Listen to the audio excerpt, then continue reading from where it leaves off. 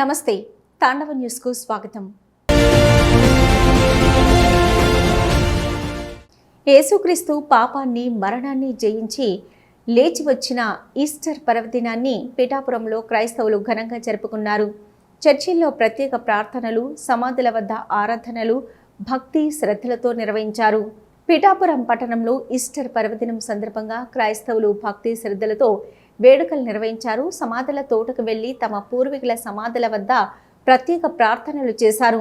125 సంవత్సరాల చరిత్ర కలిగిన ఆంధ్ర బాప్టిస్ట్ చర్చిలో చర్చి అధ్యక్షుడు గుబ్బల సాల్మన్ రాజు ఆధ్వర్యంలో పాస్టర్ థియోప్లస్ ప్రత్యేక ప్రార్థనలు నిర్వహించారు. ఈ కార్యక్రమంలో టీడీపీ రాష్ట్ర అధికార ప్రతినిధి పిఠాపురం మాజీ ఎమ్మెల్యే ఎస్ఎన్ వర్మ పాల్గొని క్రైస్తవులకు ఈస్టర్ శుభాకాంక్షలు తెలిపారు. ఈ సందర్భంగా ఆయన మాట్లాడుతూ క్రైస్తవం అనేది కేవలం మతం కాదని అది రక్షణకు మార్గమని పేర్కొన్నారు. ఈస్టర్ పండుగ అంటే క్రైస్తవులందరికీ కూడా ఎంతో సంతోషదాయకమైనది, అందరూ ఆదరించింది.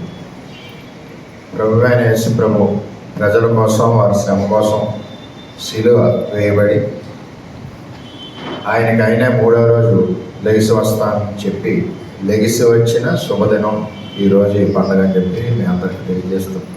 అందరికీ మరొకసారి శుభాకాంక్షలు తెలియజేస్తూ Tandava News. For more updates, like, share and subscribe.